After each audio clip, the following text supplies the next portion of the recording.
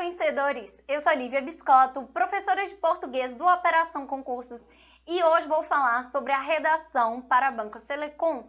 O concurso da Polícia Penal de Minas Gerais está cada vez mais próximo e algumas pessoas vêm me pedindo aí mais orientações para essa banca. Bom, eu ia fazer um vídeo só, mas ia ficar um pouco longo, então eu separei e neste vídeo eu vou falar sobre a parte de gramática para essa redação, tá? E em um segundo vídeo, não percam também, eu vou falar de tema, estrutura e argumentação para essa prova, tá?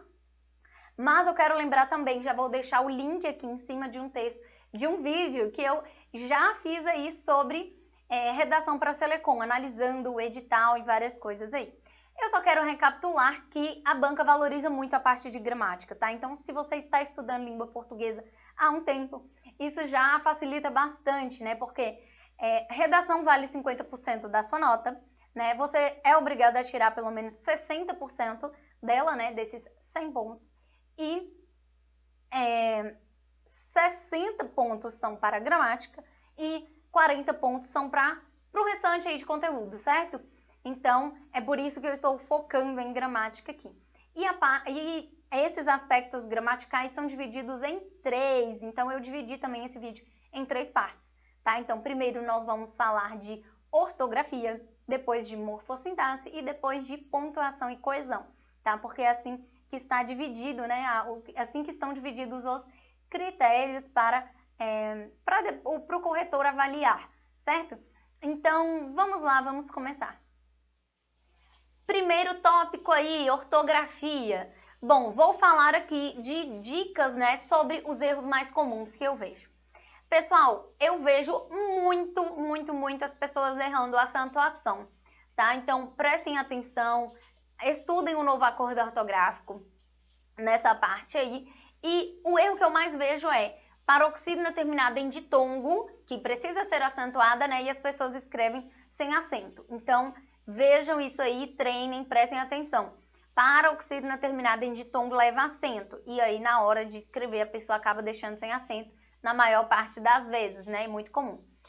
Outra coisa, uso de maiúsculas e minúsculas. Mesmo que pareça óbvio, não é, tá? Nem sempre. Então, Brasil, né? O país, eu tenho letra maiúscula. Brasileiro, eu tenho letra minúscula, né? Quando eu falo lei ou leis, né, em um sentido amplo, eu uso letra minúscula. Quando eu falo a lei específica, né, eu coloco o nome da lei mesmo, eu coloco lei e o número, né, em seguida, eu coloco com maiúscula.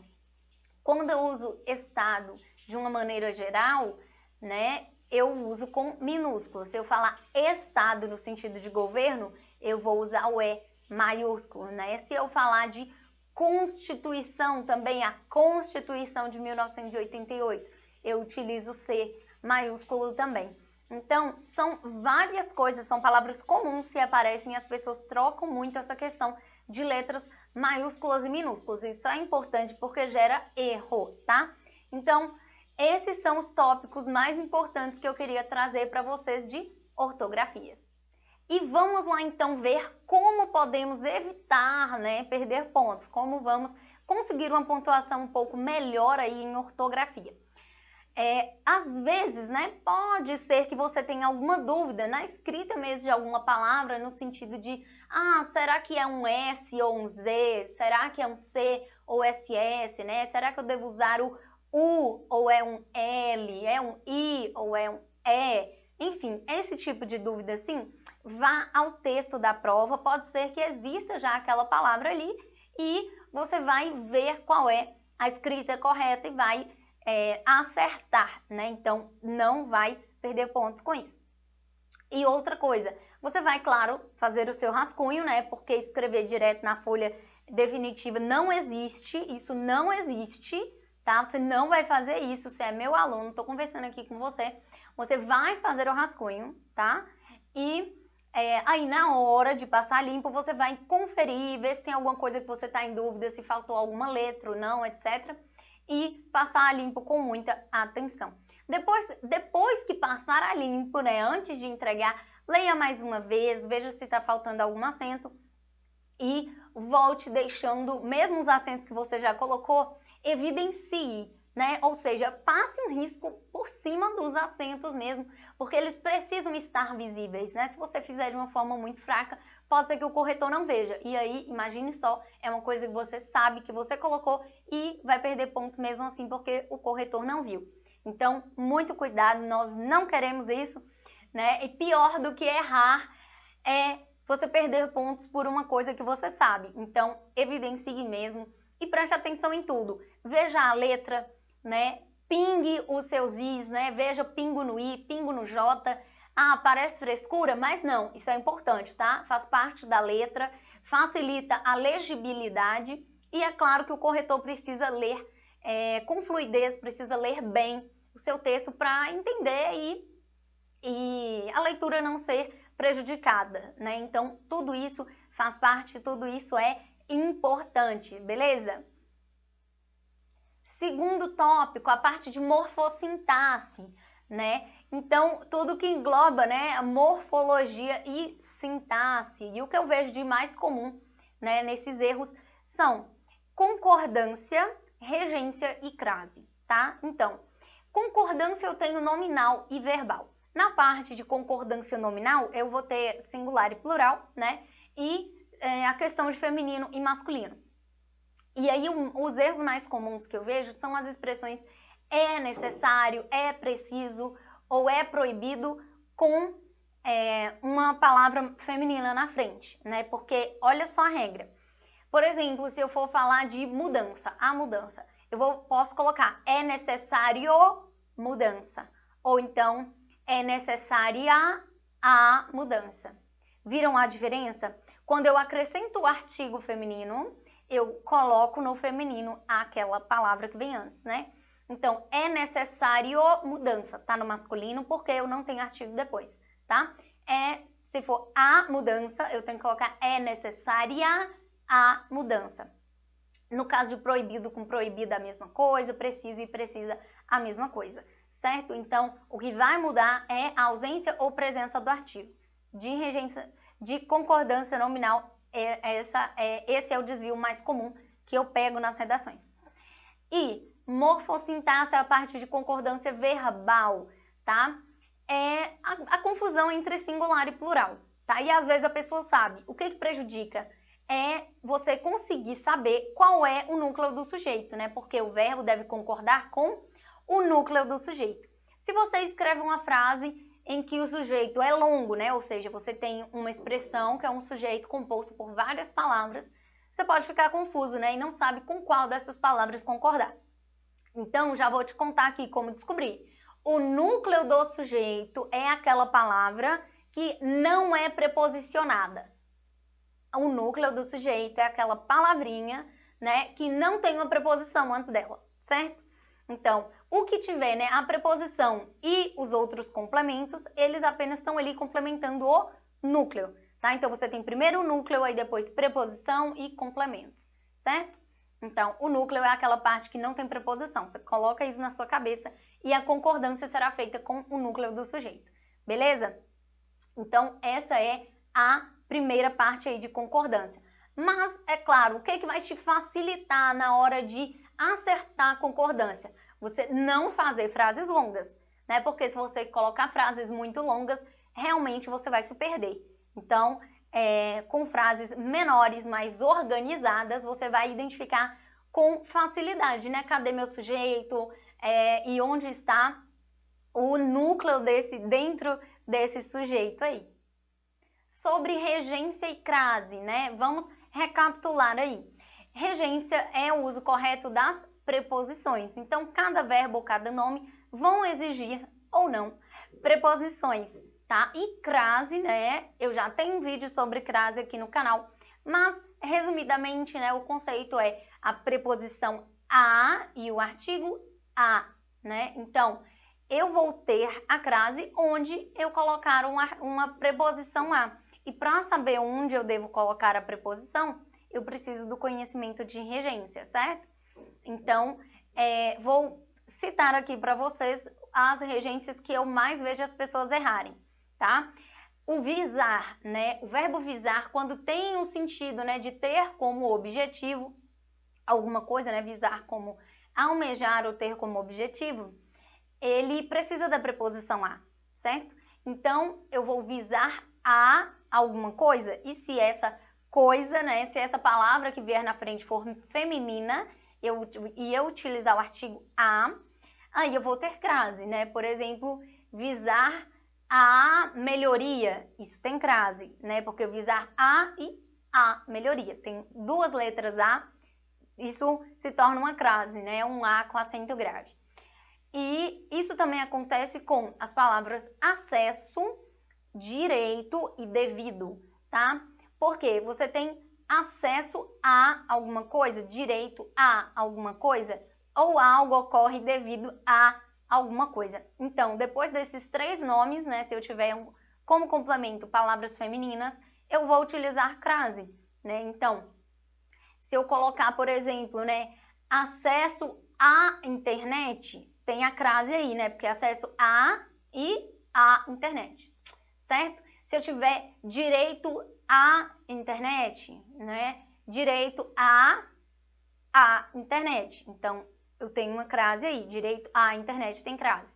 Se eu colocar devido à internet, né? Eu tenho devido à internet com crase, né? Porque eu tenho o a de devido e o a de internet. Então, percebam, né? Eu só vou saber utilizar a crase se eu souber regência, né? Se eu souber qual palavra vai precisar da preposição a. E eu dei esses exemplos aqui porque são os mais comuns de aparecer na redação, né? As palavras acesso, direito, devido são muito comuns, tá? E o verbo visar também, né? Normalmente aparece na conclusão, né?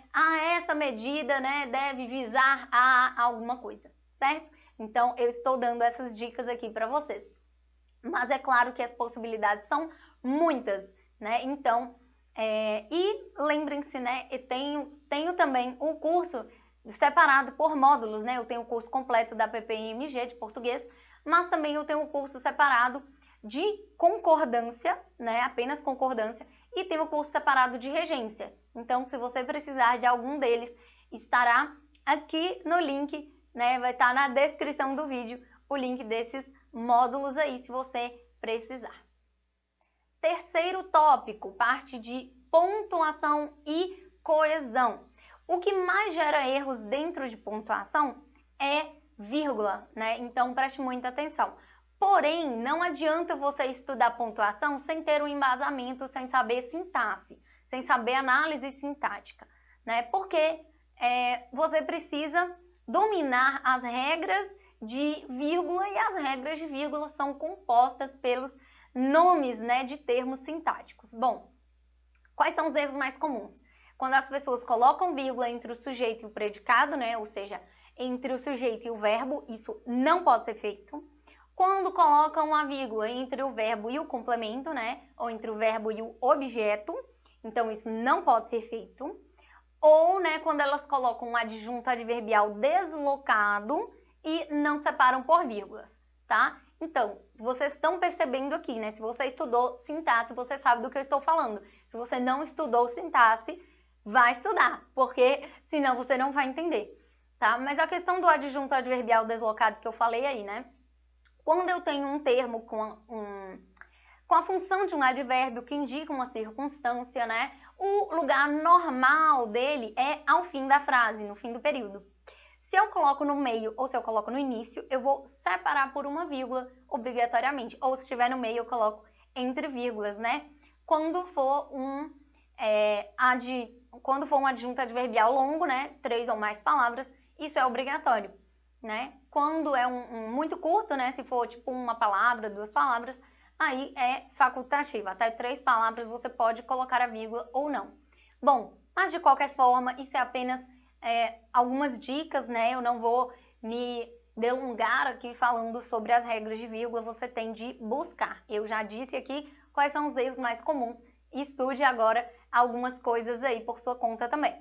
Bom, outra coisa, além de vírgula, saiba utilizar também as aspas, tá? Não utilize sem motivo, tá? Vai usar em uma citação? Lembre-se, tem que abrir, né, e fechar se for uma citação literal, né? Se for uma citação direta, se for um trecho de uma lei da Constituição, por exemplo, se não for uma fala sua, né, você vai colocar entre aspas. Outra coisa aí, os dos parênteses, por exemplo, com as siglas, né? Então, você vai colocar uma sigla de alguma coisa, sei lá, que seja MEC, né? Ministério da Educação e Cultura, Ministério da Educação, pode ser? Você vai colocar, da primeira vez, você vai escrever por extenso, né? Ministério da Educação, por extenso. E MEC entre parênteses, certo? E aí, nas outras vezes em que você for citar a sigla, você coloca só a sigla sem os parênteses, tá? Então, estou citando isso aqui porque essa é outra coisa que as pessoas erram bastante. E, além disso, né, ainda temos a questão da coesão. Então, vejamos aí os principais problemas. Uma coisa muito problemática aí com relação à coesão. As pessoas estão utilizando demais os verbos no gerúndio sem necessidade, sem motivo nos lugares errados, né? Verbo no gerúndio é aquele que termina em NDO, né? Em ando, endo, indo. E aí as pessoas acabam montando orações subordinadas totalmente assim fora do contexto, né? Então, não utilize gerúndio em início de frase, tá? E mesmo que não seja no início de frase, muitas vezes eu vejo de forma errada também. Então, evite, vamos pelo simples, né? Conjugue o verbo e sempre preste atenção, né? Para melhorar a sua coesão. Veja assim, olha, esse verbo aqui tem um sujeito, né? Essa frase está organizada? Lembra aí, toda frase no português, né? A ordem é sujeito, verbo, objeto, né? Então, vamos nos manter aí, né? O sujeito, verbo, complemento, né? Nem sempre vai ter um objeto. Mas é só para a gente ter uma noção. Busque a ordem direta, busque a simplicidade, não fique inventando moda, tá? Não, enfim, não floreie demais, porque senão você pode perder pontos por causa disso. Seja objetivo, tá? E coesão, né? Também tem a ver com conectivos e a gente pensa muito em conjunções, certo? Então, tente utilizar as conjunções, mas entenda o sentido. Ah, deve saber, deve memorizar? Deve. Pega uma tabela e vai memorizar? Vai. Mas preste atenção porque não é só isso, né? Algumas conjunções que eu já falei também que caem nas questões fechadas, vai cair em questão fechada, tá? Algumas conjunções podem ter mais de um sentido, então você precisa interpretar também, saber utilizar, né? E outra coisa, né? Como eu disse para você, você combinou comigo aqui, não vai deixar sem rascunho, né? Aí no seu rascunho você faz ali, organiza suas ideias. Na hora de passar limpo, verifique se você não está repetindo demais, né? Às vezes você usou o mesmo conectivo várias vezes, então troca, né? Você precisa ter um vocabulário mais amplo aí para ir mudando as conjunções, né? E também, repetição de palavras, quaisquer palavras, também é algo a ser evitado, né? Então, use sinônimos, use pronomes, tá? Para deixar a coesão melhor. E outro erro que eu vou citar aí, a utilização de o mesmo ou a mesma, como se fosse um pronome para retomar uma palavra. Não é para isso que serve, tá? Então, você não vai colocar... Eu sempre dou aquele exemplo clássico do elevador, né? Que a pessoa coloca uma placa... Eu não sei, gente, como que isso acontece, né? Parece que todos os elevadores têm a mesma placa. Antes de entrar no elevador, verifique se o mesmo encontra-se nesse andar. Gente, nada a ver, tá? Verifique se ele, tá? Ele, pronome pessoal. Pronome substitui o nome, né? Então, eu vou utilizar o pronome pessoal aqui. Dependendo do contexto, eu poderia utilizar o quê? Um pronome demonstrativo, né? Mas esse o mesmo ou a mesma você não vai usar. Então, vamos abolir da nossa redação, beleza? Essas foram as orientações principais aí para a parte de gramática da redação da PPMG. E se você precisar estudar mais a fundo aí, né? Se você ainda estiver precisando ver alguma dessas matérias, eu vou deixar aqui o link dos módulos, tá? Do curso lá, você pode adquirir os módulos separadamente. E cada módulo está por R$ 9,90, gente, tá? É um valor bem acessível para ajudar vocês mesmo. Então, se você precisar só de regência ou só de crase, ou concordância, ou pontuação, ou acentuação, enfim, você pode escolher só aquele de que você precisa. Os links estarão todos aqui na descrição do vídeo. E não perca o próximo vídeo também, que será sobre a redação da Selecom, tá? Vou falar sobre temas, sobre estrutura, sobre argumentação, está muito interessante e é também essencial para você. Então, espero ter ajudado vocês e se você gostou do vídeo, curta aqui embaixo, inscreva-se no canal, comente aí, deixa aí se você ainda tem alguma dúvida. Vejo você no nosso próximo vídeo e até mais!